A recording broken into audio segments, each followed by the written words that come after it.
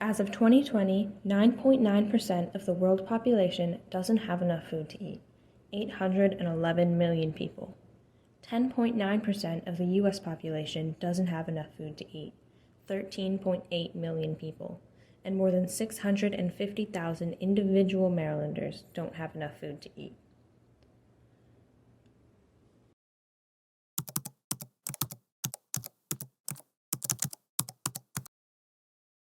I would say good nutrition is eating in a way where it benefits your longevity, your body, keeping your body healthy and strong. So that means eating how we know the nutrition, the vitamins, minerals are going to affect your body. So when I talk to my patients about eating healthy, it's more so about eating closer to nature, closer to the ground, I like to say. So eat more fruits, vegetables, whole grains, beans, nuts, having access to that. According to the United Nations, the world produces enough food to feed every person plus an additional 2 billion people. Yet hunger still exists. We produce an extreme excess. Why doesn't that translate to full plates for everyone? While we have enough food, it has never been distributed equally. Poverty is the main cause of hunger in America. In 2020, the federal poverty line was defined as $26,200 for a family of 4. That's only around $2,160 a month. Comparing this with the $76,000 income required to survive in the state of Maryland, a family making twice that much would still be considered low income and still struggle to make ends meet. So, now we know what poverty is, what does that have to do with nutrition? Why is it that they have options and I don't? And just because I don't have the money that they have doesn't mean that I shouldn't have the access to food that they have. Poverty can cause nutrition in a variety of ways. One of these ways is food deserts. Food deserts are areas that don't have a large grocery store within walking distance. Now, what do food deserts have to do with poverty? Most food deserts exist in areas with high levels of poverty and some of the highest minority populations. Why can't we just build more grocery stores? Because stores don't want to take the risk. Food deserts normally cover low-income areas with high crime rates and clientele that don't have much money to spend. These aren't exactly ideal conditions for a successful business. In fact, wealthy neighborhoods have 3 times as many supermarkets as poor ones. However, this does not mean that there is no food at all. Actually, there's normally plenty of places to get food in a food desert, at fast food restaurants. If you live in an area where low income, they tend not to have good stores where they can purchase foods. The overflow of fast food in these communities means that residents are more likely to go to unhealthy restaurants out of necessity. This is a perfect recipe for an entire community to suffer from poor nutrition. Unfortunately, that's where you're going to find not having healthy foods. You can find more Chinese restaurants and liquor stores than you could regular grocery stores. Right? You're going to find the McDonald's, they're going to be there. The chicken places on every corner, but everything's fried, everything's in gravies and, unhealthy. And unfortunately, living in that situation, it seems to be the norm. A factor that goes hand in hand with food deserts is transportation. People with a low income are the most likely to use public transportation, which takes about 2 times longer than driving a personal car. This means it takes more time to get groceries, you can only buy what you can carry home, and you are limited to predetermined routes. Lack of nutritional education in impoverished areas can cause the people living there to fall into poor nutrition. Schools in poor neighborhoods don't have the resources to provide quality books and materials, much less school meals and proper nutritional education. In Maryland, the Board of Education requires 1 semester of comprehensive health education, which is not enough to educate students on a lifetime of making healthy decisions. This leads many people with lower levels of education to eat larger amounts of unhealthy, calorically dense food. Ultimately, most of these factors tie back to the lack of sufficient jobs and income. La semana o para el mes. Yes, sometimes we don't quite make ends meet in a week or a month because sometimes we don't have enough work. We have a question that we ask, that why are you here? Is it because you don't have enough money or not enough work or health issues? And the usual answer is not enough work and not enough money. Many jobs available to people in low-income communities are minimum wage and manual labor that are inconsistent and don't pay enough to survive. The demographics of our clientele are usually that a lot of the work that they do is manual labor. So they're doing construction work, which kind of falls short during the winter months. So we have more clients during the winter when the construction work isn't going on or has slowed way down, as well as landscaping. A lot of our clients do landscaping work, and there's not a lot of that going on during the winter months either. So our numbers pick up a lot in the cold weather when the seasonal jobs have stopped. And then things settle down during the spring, summer, and fall when they're able to get more work, because a lot of the clients, they just have to go where the work is. The estimated housing costs for a family of 4 per year in Maryland is around $18,000. Yearly food costs are close to $9,000, and when you take into account that Maryland is in the top 10 most expensive states to live in, it causes people to not be able to afford one of the basic necessities of life, nutritious food. The main aid for food insecurity is the Supplemental Nutrition Assistance Program, or SNAP. SNAP gives people a monthly allowance to spend on food. To be eligible for SNAP, you must have a Social Security number, go through a screening process, and be below a certain level of income. But make a single dollar over the limit and you're no longer eligible.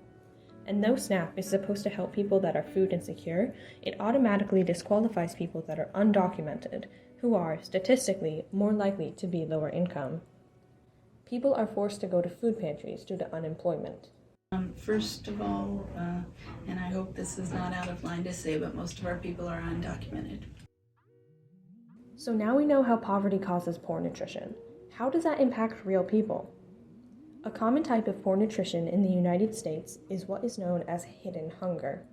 This is where you get enough calories every day, but you're not eating foods that give your body essential nutrients. This happens when you eat mostly cheap, highly processed foods.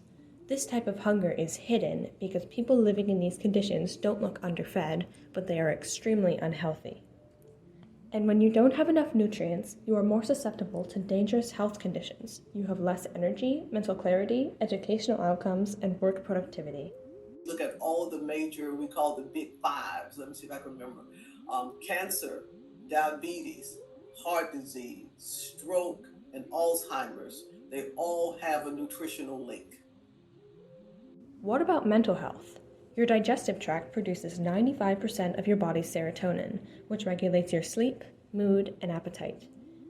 Without the proper nutrients, the body cannot produce the appropriate chemicals and hormones required for clear thinking and healthy mood, which in turn can lead to irrational and even dangerous behaviors. They may play a role. You know, I have someone very close to me in my life who suffers with depression and anxiety. They decided to go vegan a few years ago, and the condition improved significantly with changing their diet and taking out a lot of processed food. So it wasn't just, let me be clear, it's not just going vegan. They began to eat cleaner. Hidden hunger can affect the brain. An experiment conducted by a UK doctor found that after 30 days of eating a diet of processed foods, ghrelin, the hormone that makes you feel hungry, shot up by 30%, and leptin, the hormone that makes you feel full, dropped by 30%. This UK doctor did this experiment for only 30 days.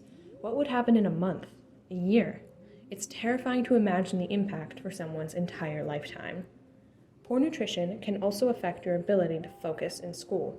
According to Feeding America, kids who don't eat enough are more likely to repeat a grade in elementary school, experience developmental impairments in language and motor skills, and have more social and behavioral problems. However, it's not right to assume that all people in poverty eat highly processed, unhealthy foods. There are a lot of people who are poor and in bad situations and eating very healthy because they choose to take the little money they have to make sure they eat foods that are healthy for them. But it is wrong to say that there's not a correlation between poverty and poor nutrition. Someone's dietary choices are not always their choice. If there are no other options, you do what you have to survive. Poverty and poor nutrition create a vicious cycle feeding off of each other, making each issue worse. Imagine, you're a kid living in a low-income household. Your parents don't have much money to spend on food, so they buy cheap, filling foods that aren't healthy for you. The lack of nutrients in your food affects your brain and your behavior. You act out. You struggle with focusing in school or sleeping well, resulting in low performance in school. The low level of education limits your job opportunities.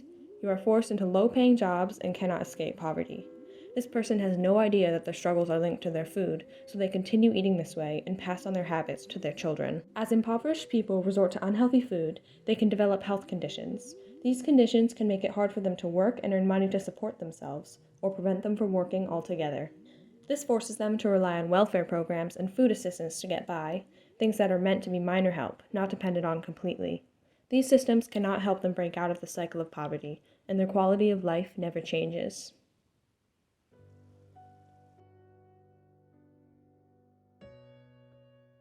Sadly, there is no one-size-fits-all solution, but that doesn't mean there isn't anything we can do to help.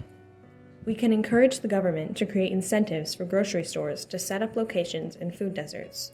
We can encourage businesses to increase professional job training in low-income neighborhoods so they can receive quality jobs that provide them with enough income to sustain themselves or their families.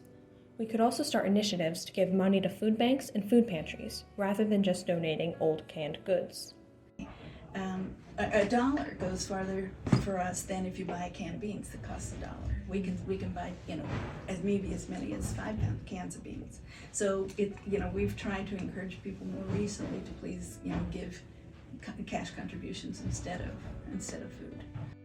And our local governments could increase funding to our schools surrounding nutrition education in order to implement better health programs and encourage people from a young age to eat healthy in an affordable way. Educating young people and families about the importance of health and food and nutrition, how they can have access to it, then I think that will go a long way.